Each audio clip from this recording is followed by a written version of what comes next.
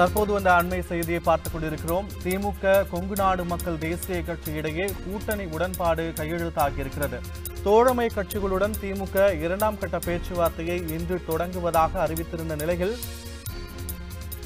திமுக கொங்கு நாடு மக்கள் தேசிய கட்சி இடையேயான கூட்டணி உடன்பாடு கையெழுத்தாகியிருக்கிறது. நாடாளுமன்ற தேர்தலில் கொங்கு நாடு மக்கள் தேசிய கட்சி திமுகவுடன் இணைந்து போட்டியிடுவதற்காக தற்போது கூட்டணி உடன்பாடு கையெழுத்தாகியிருக்கிறது. சென்னை அறிவாலயத்தில் துரைமுருகன் தலைமையிலான கூட்டணி பேச்சுவார்த்தை குழுவினர் கொங்கு நாடு தேசிய கட்சிகளுடன் பேச்சுவார்த்தை நடத்தியதில் கூட்டணி தொடர்பாக ஸ்டாலின், ஈஸ்வரன் இடையே ஒப்பந்தம் கையெழுத்தாகியிருப்பதாக தகவல் வெளியாகியிருக்கிறது.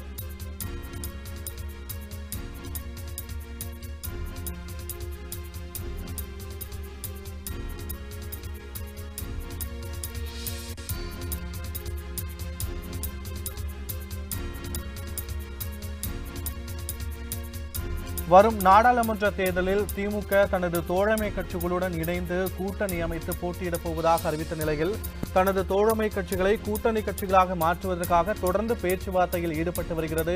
அதன் அடிப்படையில் இந்திய கம்யூனிஸ்ட் கட்சி, மார்க்சிஸ்ட் கம்யூனிஸ்ட் கட்சி உள்ளிட்ட பல்வேறு கட்சிகள், மதிமுக, விடுதலை சிறுத்தைகள் உள்ளிட்ட கட்சிகளுடன் முதற்கட்ட பேச்சுவார்த்தைகள் நிறைவடைந்தது. இன்று இரண்டாம் கட்ட பேச்சுவார்த்தை நடத்துவதற்காக பல்வேறு தோழமை கட்சிகளுக்கு அழைப்பு விடுத்த நிலையில் தற்போது ஈஸ்வரனுடன் திமுக தலைவர் மு க ஸ்டாலின் ஒப்பந்தம் கையெழுத்தாகியிருப்பதாக தகவல் வெளியாகியிருக்கிறது. இது குறித்தான முழு விவரங்களை வழங்குவதற்காக எமது செய்தியாளர் ஜெயச்சந்திரன் இணைப்பில் இருக்கிறார். ஜெயச்சந்திரன், முழு விவரங்களை பதிவு பண்ணலாம். வணக்கம் பத்மநாபன். நாடாளுமன்ற தேர்தல் நெருங்கி வரக்கூடிய சூழலில் தமிழகத்தைச் சேர்ந்த கட்சிகள் கூட்டணி அமைப்பதிலும் தொகுதிகளை பங்கிடுவதிலும் தீவிரம் காட்டி வருகின்றன.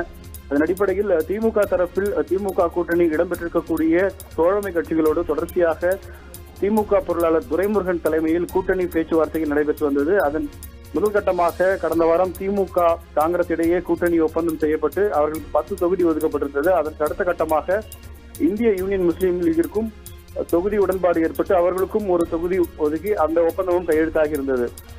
இரண்டாம் கட்டமாக ஏற்கனவே கடந்த வாரம் முதல் கட்ட பேச்சுவார்த்தைகள் நிறைவு பெற்ற நிலையில் இரண்டாம் கட்டமாக இன்றில் இருந்து திமுகவினுடைய தோழமை கட்சிகளாக இருக்கக்கூடிய மதிமுக, விடுதலை சிறுத்தைகள், சிபிஐ, சிபிஎம், கொங்கு நாடு மக்கள் தேசிய கட்சி உள்ளிட்ட கட்சிகளிடம் இரண்டாம் கட்ட பேச்சுவார்த்தை நடத்தப்படும் என்று ஏற்கனவே திமுக தரப்பிலிருந்து தெரிவிக்கப்பட்டது. அதன்படி சற்று முன்னர் திமுக தலைவர் ஸ்டாலின் அண்ணா அறிவாலயம் வந்திருந்தார்.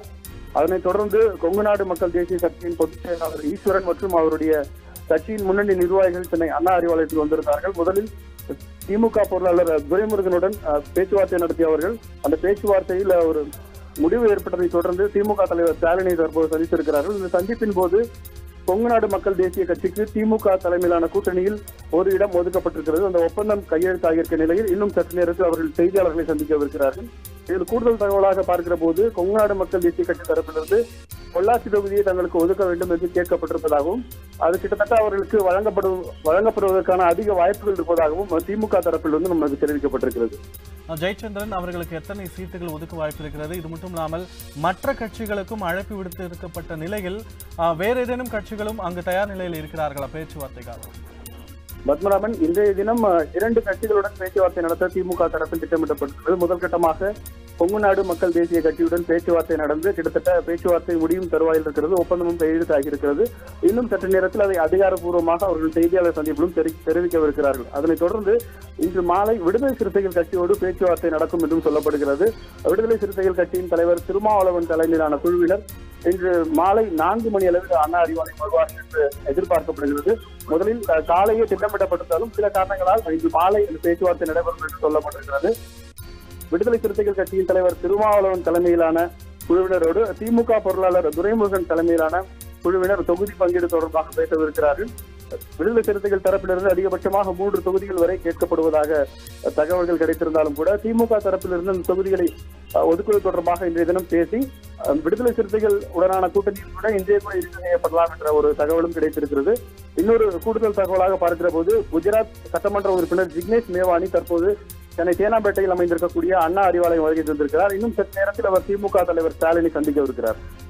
திமுக கூட்டணியில் கொங்கு நாடு மக்கள் தேசிய கட்சியின் ஈஸ்வரன் இணைந்திருப்பதாக தற்போது தகவல் வெளியாக இருக்கிறது. இது குறித்தான முழு விவரங்களை பதிவு செய்தமைக்கு நன்றி ஜெயச்சந்திரன்.